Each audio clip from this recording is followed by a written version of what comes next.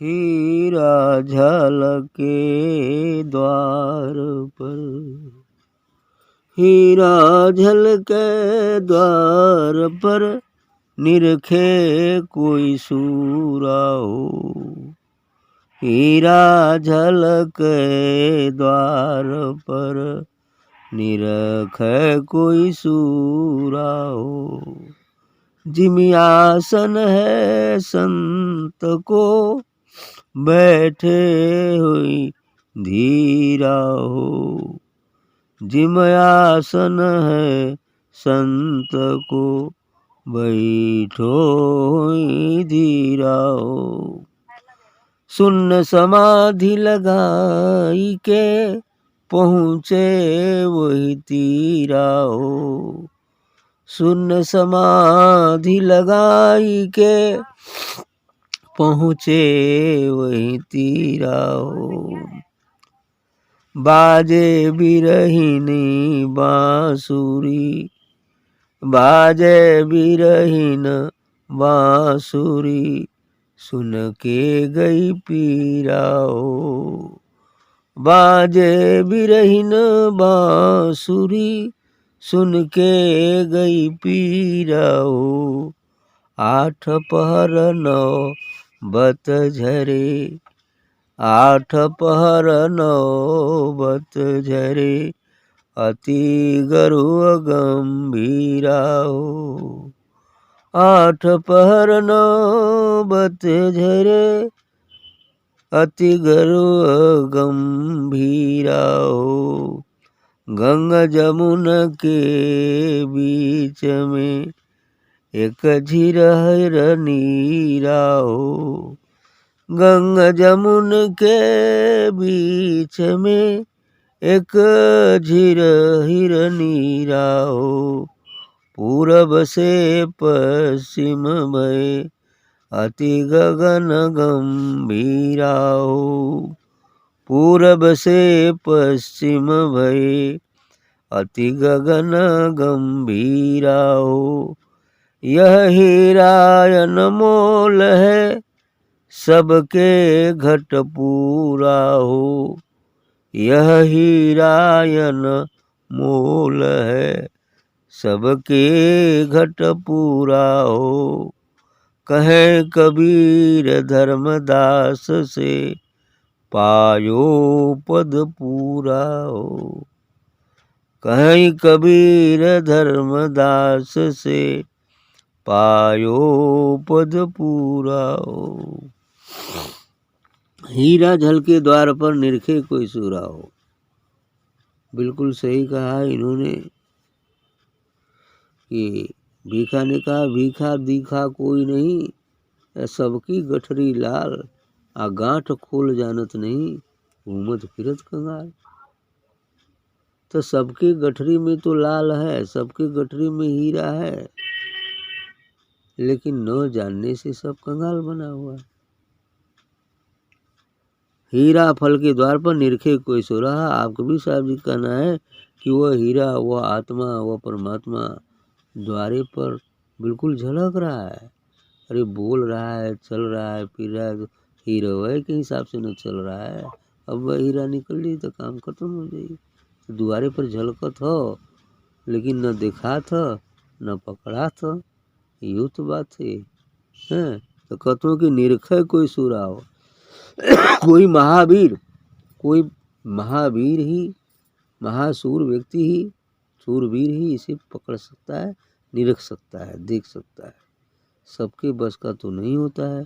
इसीलिए इन्होंने कहा निरखे कोई सूरा हो। कोई बहादुर, कोई जो कमर कस के तैयार हो जाए और अपना गर्दन काट कर चढ़ाने को तैयार हो, मरने के लिए तैयार हो, तब वो लड़क देगा।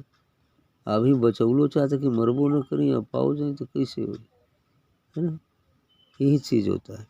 तो निरखे कोई सूरा हो, मरने का मतलब है अहंकार मिटा देना, सभी प्रकार के अहंकार को मिटा देना, तभी तो मरना कहा जाएगा। अर्थात जीते जी, देह रहते हुए भी विदेह का अनुभव प्राप्त कर लेना, यही मरना होता है। शून्य हो जाना, यही मरना होता है। आगे कही रहेंगे, शून्य समाधि लगाए के पहुँचे वही तेरा हो। जब कोई शून्य में समाधि लगा लेगा, एक भी विचार शेष नहीं रहेगा, एकदम शून्य हो जाएगा, तो फट से दसम द्वार पहुँच जाएगा, यानी वो किनारे अमरलोक के किनारे एकदम पहुँच जाएगा। अब बस थोड़े ही पल में अमरलोक पहुँच जाएगा। अभी किनारे ही पहुँचा, फिर उसमें जंप कर जाएगा, अमरलोक में चला जाएगा। यही बात हो जाएगी। शून्य समाधि लगा के पहुँचे वही तीरा हो, तीर पर पहुँचना है।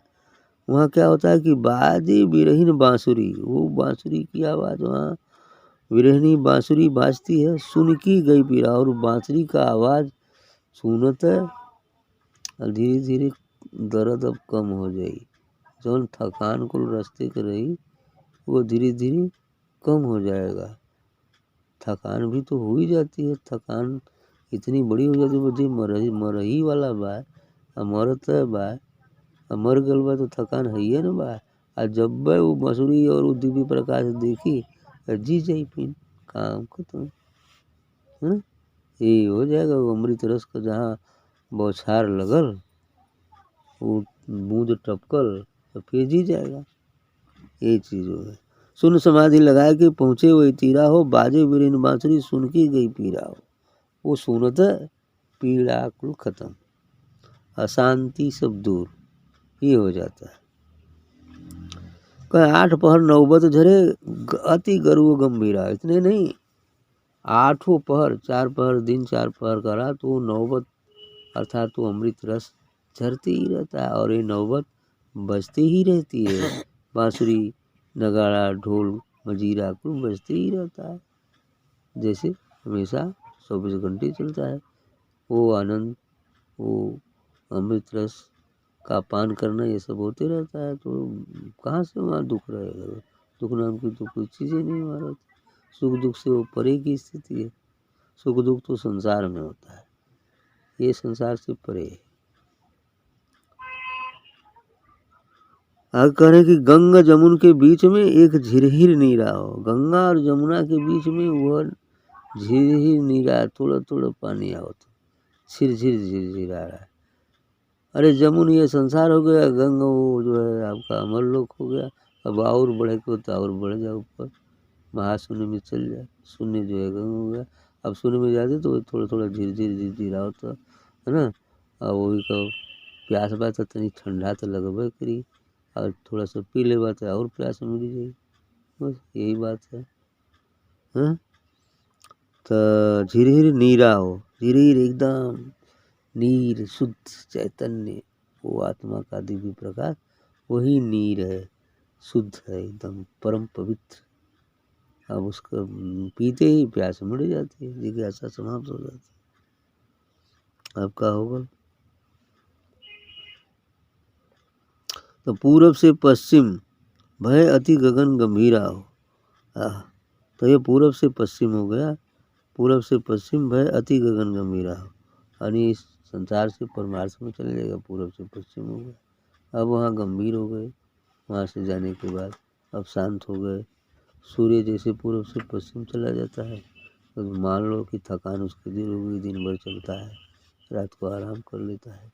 हालांकि आराम वो नहीं करता है, क्योंकि फिर दूसरे लोगों में पहुँच जाता है। लेकिन यहाँ की बात यदि देखा जाए तो वही हुआ कि थकान दूर हो जाती है, शांति मिल जाती है ना।